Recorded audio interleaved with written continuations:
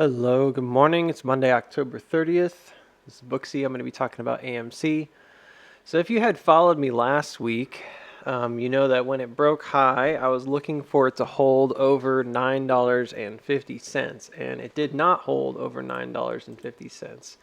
It went back and retested 9.47, maybe a couple hours after I was done. Maybe not. It was pretty fast on Friday. And then it actually broke down, went back for that 934 mark, straight up just bled right through it. Now we're basically opposite side of 934 towards the bottom during close at about 915. Now, at a glance, once again, it would be easy to say, well, okay, hey, we were wrong. I was wrong. It's the second time it's done this, where you had this spring action with a fake breakout and then a redistribution down.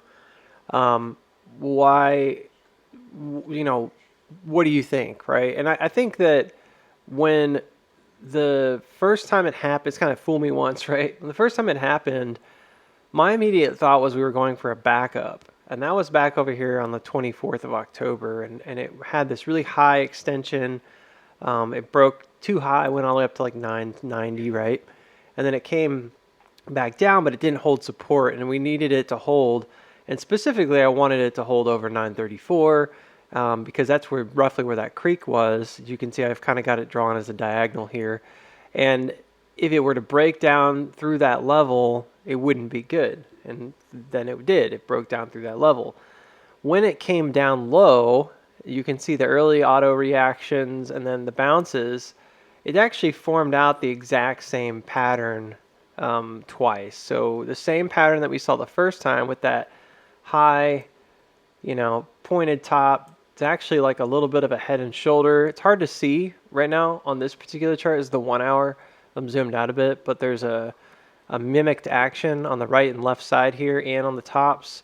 And there's a similar mimicked action right here on the right and left sides nearer the bottom of the structure. And when I went back and I looked, I was like, well, this is basically just the exact same pattern that we had over here.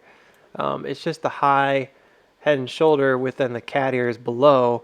And those cat ears represent like the jump over the creek or the press against the creek, right? Pressing resistance. And then you need to jump over that creek and come high. And you can see that in the previous example, when we did make that jump, it was after that spring action. So you had a slightly lower low right here.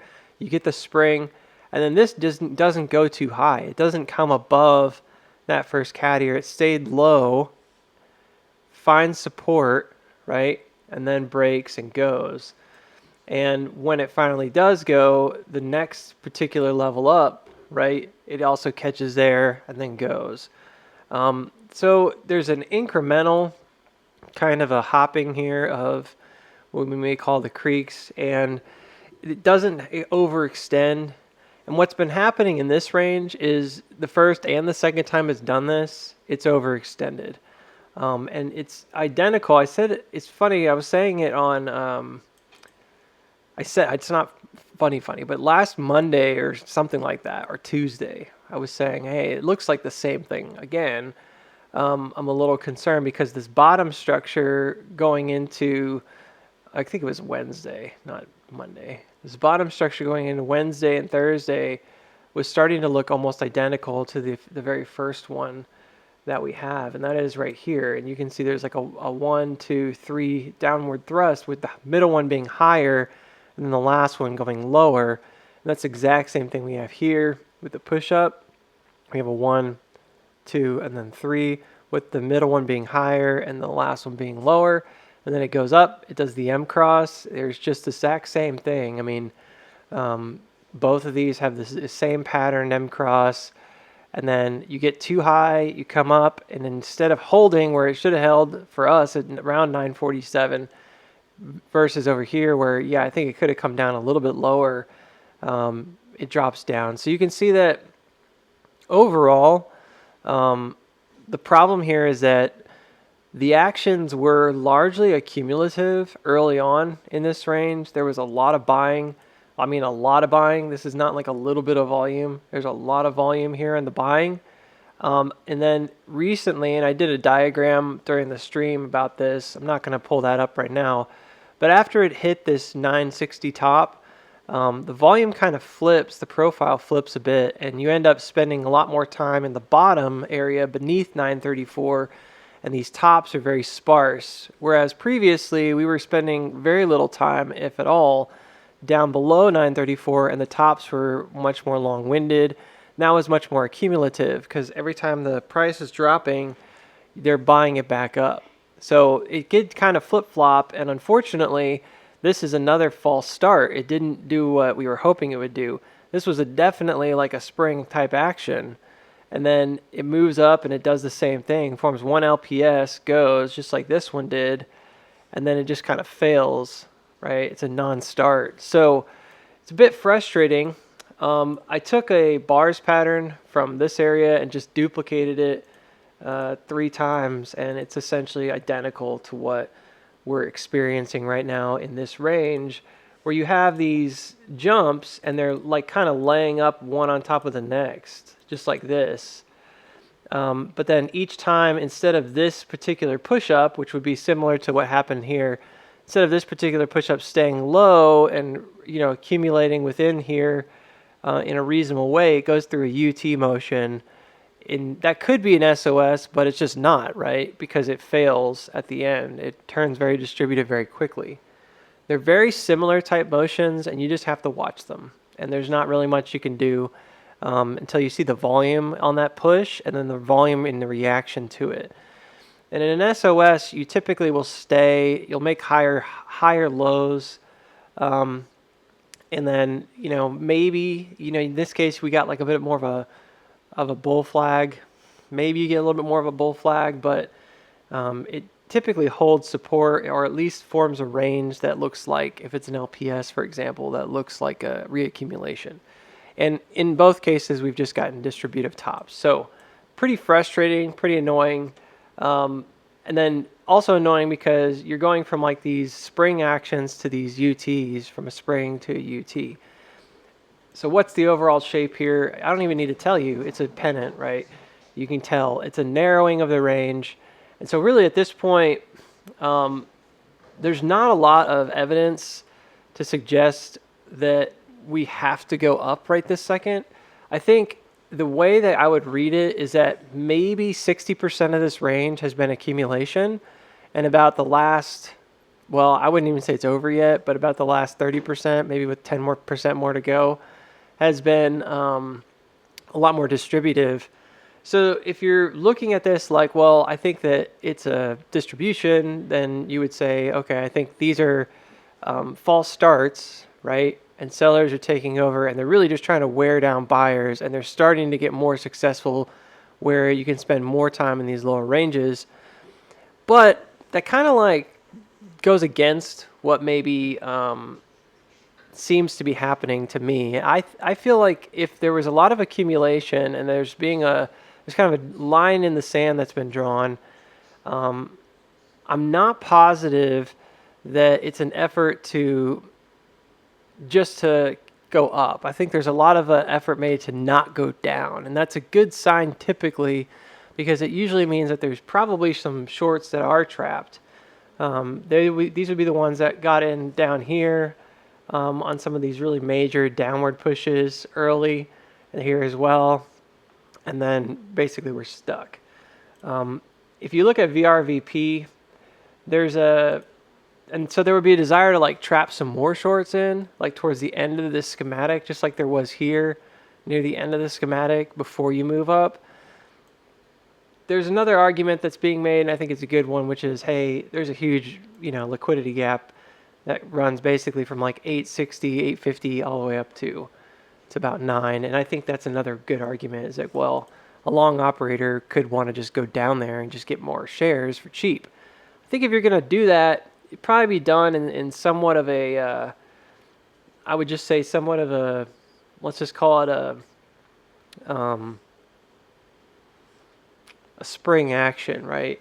So I still don't see any kind of large distributive action. I see 2 mild distributive actions, and then we're kind of missing this last one where you would come up pretty high, maybe to 10, and then push down low. And it may never happen. It's not that that has to happen in a distribution, but we're kind of missing that. And my theory was that if we were going to really distribute, we would probably see that push and then that reversal. But now I'm starting to think that I don't think that's likely, because I feel like that at this point there's this kind of concentrated effort to not go high, right? And I don't think that it would go high just to break down at this point. That's not to say it's impossible. It's definitely not impossible. And if we saw a massive spike to like 160 or something, and then it drops down and starts losing 980 and 960, you could be in trouble. So you got to keep your wits about you. This is not an easy range, and it's mostly just because it's a pennant type action. On AMC, pennants can kind of go in your favor. They can kind of go against you. I still think this could be a strong candidate for reaccumulation for the reasons I already laid out in previous videos and other things. So I'm still leaning bullish. The way the range has been lately is not bullish, but majority of it is, okay? So it's kind of like take it as it comes sort of deal, and I think that it's very possible that we might just be waiting for like either one big spring action down, perhaps below 9, before we can go up, more officially. And that would look like, let me show you. It looks like the market just opened. That would look like something like this. And I don't necessarily know how low it goes. Could go pretty low here, big shakeout moment. And then coming back up, potentially. And then this could be where you actually get your real reaccumulation. This is a much longer formed out range, than we were anticipating based on these early springs, double of them, right? 2 fake out springs that look like they were going to go. But I think that that's probably wise to consider this as a possibility. And then the only other thing I can think of is that there really is no way whoever's trying to press the price lower in their operation of the stock is not going to be able to do it. And I don't know if that's reasonable at this point, because it has flipped to be more bearish here in recent days in this last week. And I think that as soon as sellers kind of sniff that out and see the control that they may have, and it's, you might look at it and be like, oh, it's just red-green volume, but it is the way that the stock is moving through, and especially how long it's spending beneath 934. So what I'm waiting for at this point is really obvious support over 934. I'm waiting for something to change, so I'm waiting for it to break higher highs. So these 3 peaks right here, one of them needs to push higher than one of those, period. I'm not waiting for any kind of weird little local springs anymore. I think that it could easily do something very similar that it did last time. So I'm watching this kind of a formation. If that happens, I don't think it's necessarily like a buy and hold moment. I think it's a possible swing trade moment or a scalping moment. And then I'll be waiting largely for that bigger structure to sort of finish. And I do think it's possible, we could end up coming right back down to 890 and then going 898 or something and then going. So spring or LPS doesn't really matter. I'm waiting to see if it's going to break above and start making higher highs than 960, 990, and then 1030. And I don't think there's a better way to do it on this kind of pennant type action. When you look at a pennant, there's a few different ways to measure it. Most of the time you're measuring the original height of the pennant. There's a multiplication number that you can use that gives you an estimation, but there's a kind of a poor man's version of it, which is that you can take that measurement of like $1.32 and measure it from wherever the breakout point is, and that typically gives you a pretty good estimation of where that pennant may go. Right now it's saying 1080, which is oddly like right at that gap. Seems likely, right, that would be a reasonable target. But we also know this is a much larger structure at play. I think the reaccumulation at this point has lasted long enough that if it proves to be a reaccumulation, even if there is a spring, I think that that overall picture here is positive. We have cooled off RSI considerably. We've got plenty of room to the upside now. Last time it was like a 46% move from right here when the 2 hour was at 50 on RSI. So that idea of taking off from like roughly 934, moving some 46, 47%, takes you right up to where the gap is, right at 1360. So we definitely have enough, I would say, in terms of being overbought and oversold, we've got plenty of room. In terms of how much shares have been accumulated, time-wise, it's a smaller time, right? It's a smaller amount of time thus far than this one, but I think that a lot of the buying that happened here would not have been unloaded in this one sell-off. So I still think there's quite a big possibility that this is just that opportunity to like a secondary trap for shorts, and then to do that bigger push to the upside. So odd as it may sound, and I have been talking about October 31st as being a possible good candidate for hitting that area. I don't think that's out of the question, but we have to be kind of realistic. We know that earnings is coming up. We know that that could be a possible place that we hit a top or a bigger pullback. I had been looking at a series of going into the 31st. I had been looking at a series of ramps here that were pretty convincing to me. There were a lot of really strong, like this guy right here, really strong signatures. This one as well from this bottom that it seems like right here, these are tracking really, really well.